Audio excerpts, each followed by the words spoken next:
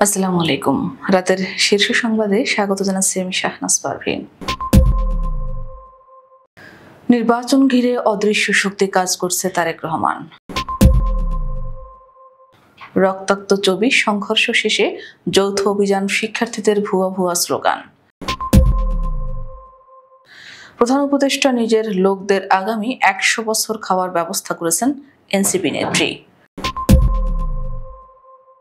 অসহায়ত্বের কথা তুলে ধরে কাঁদলেন চবি উপাচার্য। আওয়ামী লীগের মতো জাতীয় পার্টিকেও নিষিদ্ধ চায় জামায়াত।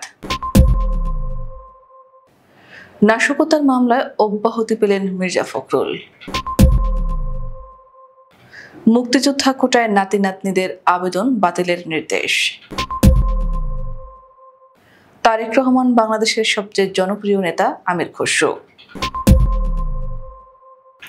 অতিরিক্ত ডিআইজি মোজাম্মেল হক ও তার স্ত্রী সম্পদের বিবরণী চেয়েছে দুদক। মালয়েশিয়ায় জাল ভিসা ওয়েবসাইটের মালিক বাংলাদেশি নারী আটক। চট্টগ্রাম বিশ্ববিদ্যালয়ে হামলার প্রতিবাদে ঢাবিতে ছাত্রদলের বিক্ষোভ। শিবির সভাপতির বুকে বোতল নিক্ষেপ। ধানমন্ডিতে আওয়ামী লীগের ঝটিকা মিছিল, ককটেল বিস্ফোরণ। বিএনপি নির্বাহী কমিটির সদস্য উদয় কুসুম বড়ুয়া বহিষ্কার। এবং ভারতের ছাড়া পানিতে ডুবছে পাকিস্তান, নিহত ৩৩। শুনছিলেন শিরোনাম, এবার বিস্তারিত।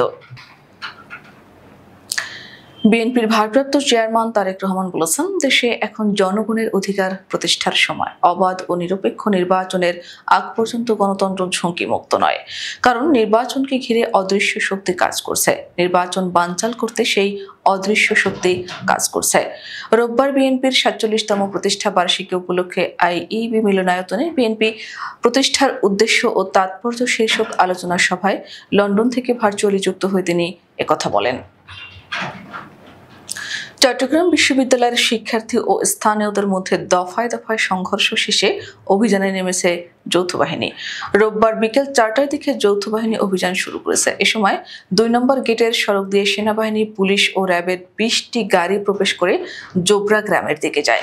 তাদের পেছন পেছন শিক্ষার্থীরাও যান। দেরিতে ঘটনাস্থলে আসায় ভুয়া ভুয়া বলে তুলোধনী দেন তারা। এর আগে দুপুর ১২টা থেকে বিকেল ৩:৩০ পর্যন্ত বিশ্ববিদ্যালয়ের ২ নম্বর গেট সংলগ্ন এলাকায় সংঘর্ষ হয়। পরিস্থিতি নিয়ন্ত্রণে আনতে ১৪৪ ধারা জারি করে প্রশাসন। অন্তর্বর্তী সরকারের প্রধান উপদেষ্টা ডক্টর মোহাম্মদ ইউনূস ব্যবসাটা ভালো বোঝেন বলে মন্তব্য করেছেন জাতীয় নাগরিক কমিটির যুগ্ম মুখ্য সংগঠক ডাক্তার মাহমুদা মিতু। প্রধান উপদেষ্টা নিজের লোকজনকে আগামী ১০০ বছর খাওয়ার ব্যবস্থা ফাইনাল করে ফেলেছেন বলেও মন্তব্য তার। রোববার নিজের ফেসবুক পেজে দেওয়া এক পোস্টে এমন মন্তব্য করেন জাতীয় নাগরিক পার্টির এই নেত্রী। ফেসবুক পোস্টে ডাক্তার মাহমুদা মিতু বলেন, মাথা নত করারও একটা লেভেল থাকে, তবে ব্যবসাটা ভালো বুঝছে পাগলায়। তিনি আরো বলেন, গ্রামীণ ইউনিভার্সিটি পাশ করছে, হাসপাতাল করা, কর্মকুফ বছর বছর ধরে তার এনজিও বন্ধুদের এম্পাওয়ার করা, মানে নিজের লোকজনকে আগামী ১০০ বছর খাওয়ার ব্যবস্থা সিস্টেমে ফাইনাল করছে। ওনাকে দেখে মেরুদণ্ডহীন অতি জ্ঞানীদের আমি ঘৃণা করা শিখেছি। চট্টগ্রাম বিশ্ববিদ্যালয়ের শিক্ষার্থীদের উপর নারকীয় হামলায় প্রশাসনের অসহায়ত্বের কথা তুলে ধরে সাংবাদিকদের সামনে কাঁদলেন উপাচার্য অধ্যাপক ডক্টর কামাল উদ্দিন। রোববার দুপুর ৩টার দিকে চবির মেডিকেল সেন্টারের গ্রাউন্ড ফ্লোরে কান্নারত অবস্থায় তিনি সাংবাদিকদের বলেন, আমাদের শিক্ষক ও ছাত্রদের তারা মেরেছে, আমরা মেডিকেলের জায়গা দিতে পারছি না। চিটাগাং মেডিকেলে ৪ থেকে ৫টা গাড়ি পাঠিয়েছি, সেখানে ৫০০ শতাধিক শিক্ষার্থী আহত আছে। তিনি আরো বলেন, আমরা কোন জগতে আছি? ছাত্রলীগের বড় বড় ক্যাডাররা এখানে ঢুকে হেলমেট পরে ছাত্রদের মারধর করছে, পুলিশ নাই, কোনো কিছু নাই। আমরা সিওসির সঙ্গে কথা বলেছি, স্বরাষ্ট্র উপদেষ্টার সঙ্গে কথা বলেছি, প্রধান উপদেষ্টার দপ্তরে কথা বলেছি। ২ ঘন্টা চলে গেছে, এখনো এখানে কেউ আসেনি। জামাত ইসলামের নেতারা প্রধান উপদেষ্টা অধ্যাপক ডক্টর মোহাম্মদ ইউনূসকে অনুরোধ করেছেন আওয়ামী লীগের মতো জাতীয় পার্টির বিরুদ্ধে ব্যবস্থা গ্রহণ করা হোক। রোববার বিকেলে রাষ্ট্রীয় অতিথি ভবন যমুনায় প্রধান উপদেষ্টার সঙ্গে বৈঠকের পর দলটির নায়েবে আমির সৈয়দ আব্দুল্লাহ মোহাম্মদ তাহের সাংবাদিকদের এ তথ্য জানান। তারা বলেন, নুরুল হকের উপর হামলার ঘটনাকে কেন্দ্র করে দায়ীদের বিরুদ্ধে ব্যবস্থা নিতে হবে। জাতীয় পার্টি আওয়ামী লীগের সহযোগী হিসেবে কাজ করেছে, তাই তাদের বিরুদ্ধেও একই ধরনের ব্যবস্থা জরুরি। পুলিশের দায়িত্ব পালনে বাধা, নাশকতা ও হত্যা চেষ্টার অভিযোগে রমনা মডেল থানার এক মামলায় বিএনপির মহাসচিব মির্জা ফখরুল ইসলাম আলমগীরকে অব্যাহতি দেওয়া হয়েছে। রোববার ঢাকার অতিরিক্ত chief metropolitan magistrate Mohammad Zakir Hossain এই আদেশ দেন বলে জানিয়েছেন মির্জা ফখরুলের আইনজীবী সৈয়দ জয়নুল আবেদিন মেজবাহ। একাদশ শ্রেণীতে ভর্তির সময় মুক্তিযোদ্ধা কোটায় আবেদন নিয়ে সতর্কতা দিয়েছে আন্তঃশিক্ষা বোর্ড সমন্বয় কমিটি। বোর্ড জানিয়েছে, এই কোটায় কেবল বীর মুক্তিযোদ্ধা ও শহীদ বীর মুক্তিযোদ্ধাদের সন্তানরা আবেদন করতে পারবেন, কিন্তু অনেক শিক্ষার্থী নাতি নাতনি পরিচয়ে এই কোটায় আবেদন বা নিশ্চয়ন করেছে। ফলে তাদের আবেদন বাতিল করে 1 সেপ্টেম্বরের মধ্যে নতুন করে আবেদন করার নির্দেশ দেওয়া হয়েছে। অন্যথায় ভর্তি প্রক্রিয়ায় জটিলতা তৈরি হলে বোর্ড কোনো দায় নেবে না বলেও সতর্ক করা। রোববার আন্তঃশিক্ষা বোর্ডের সমন্বয় কমিটির সভাপতি ও মাধ্যমিক ও উচ্চ মাধ্যমিক ঢাকা শিক্ষা বোর্ড ঢাকার chairman professor doctor Khandakar Ehsanul কবিরের সই করা এক বিজ্ঞপ্তিতে বিষয়টি জানানো হয়েছে। বিএনপির স্থায়ী কমিটির সদস্য আমির খসরু মাহমুদ চৌধুরী বলেছেন, তারেক রহমান আজকের বাংলাদেশের সবচেয়ে জনপ্রিয় নেতা। বাংলাদেশের মানুষ এখন তারেক রহমানের নেতৃত্বে নতুন স্বপ্ন দেখছে এবং দেশের সর্বস্তরের জনগণ তার সঙ্গে সম্পৃক্ত হচ্ছে। রোববার দুপুরে রাজধানীর ইঞ্জিনিয়ার্স ইনস্টিটিউট মিলনায়তনে বিএনপির ৪৭তম প্রতিষ্ঠা বার্ষিকী উপলক্ষে আয়োজিত আলোচনা সভায় তিনি এসব কথা বলেন। এ সময় শহীদ প্রেসিডেন্ট জিয়াউর রহমানকে স্মরণ করে তিনি বলেন, এই দিনে আমাদেরকে স্মরণ করতে হবে যিনি ষড়যন্ত্রমূলক অবস্থায় বাংলাদেশকে রক্ষা করেছেন, মুক্ত করেছেন, জনগণকে ঐক্যবদ্ধ করেছেন, তিনি শহীদ প্রেসিডেন্ট জিয়াউর রহমান।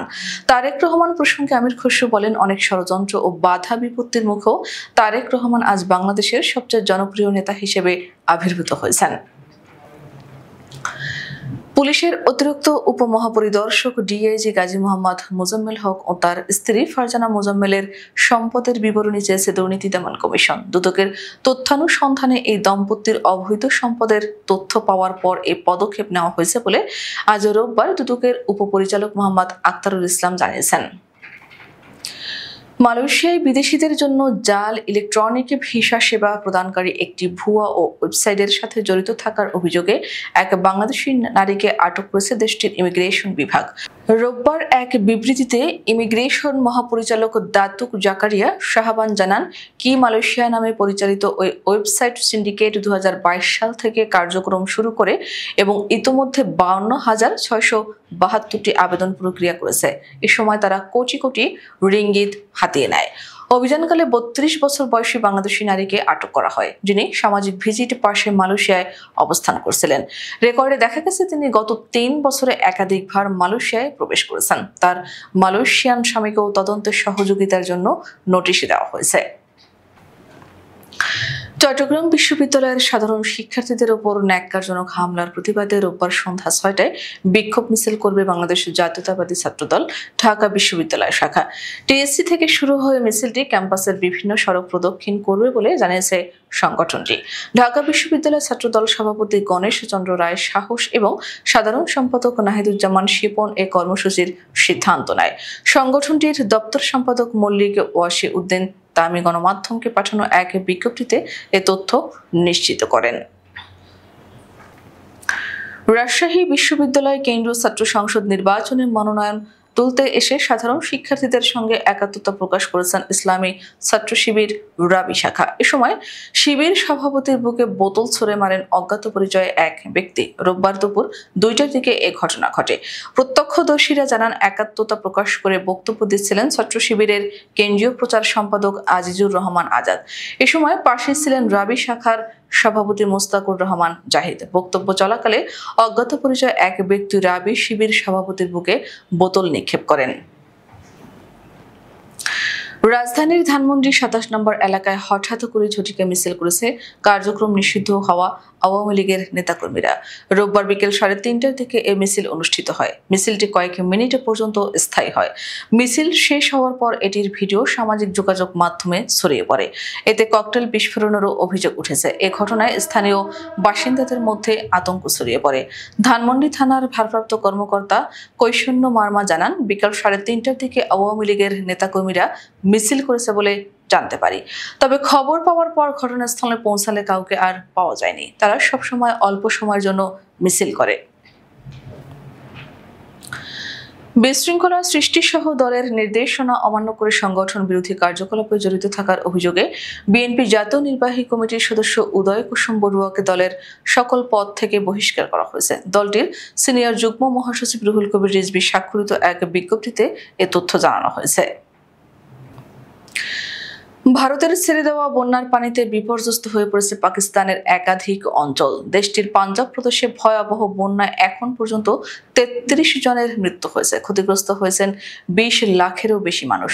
পাকিস্তানের সংবাদ মাধ্যম জিও নিউজের এক প্রতিবেদন থেকে এ তথ্য জানা যায়। প্রাদেশিক দুর্যোগ ব্যবস্থাপনা কর্তৃপক্ষের মহাপরিচালক ইরফান আলী কাঠিয়া বলেন, পাঞ্জাবের ৩টি প্রধান নদীতে বিপজ্জনক মাত্রায় পানি প্রবাহিত হচ্ছে। পাকিস্তান যখন নজিরবিহীন বন্যার সঙ্গে লড়ছে, তখন ভারতের বিরুদ্ধে সিন্ধু পানি চুক্তি লঙ্ঘনের অভিযোগ উঠেছে। ইসলামাবাদের দাবি, নয়াদিল্লির সময় মতো বন্যার আগাম সতর্কতা দেওয়ার দায়িত্ব পালন করছে না। আমাদের আগামীকাল দুপুরের শীর্ষ সংবাদ দেখার আমন্ত্রণ জানিয়ে এখনকার মতো বিদায় নিচ্ছি। দর্শক, ভিডিওটি শেষ পর্যন্ত দেখার জন্য আপনাকে অসংখ্য ধন্যবাদ। নিত্য নতুন সংবাদ পেতে আমাদের ইউটিউব চ্যানেলটি সাবস্ক্রাইব করুন ও নিয়মিত নোটিফিকেশন পেতে বেল বাটনটি ক্লিক করুন এবং আমাদের ফেসবুক পেজটিতে লাইক করুন। এছাড়াও আমাদের ভিডিওতে লাইক দিয়ে শেয়ার করুন। আল্লাহ হাফেজ।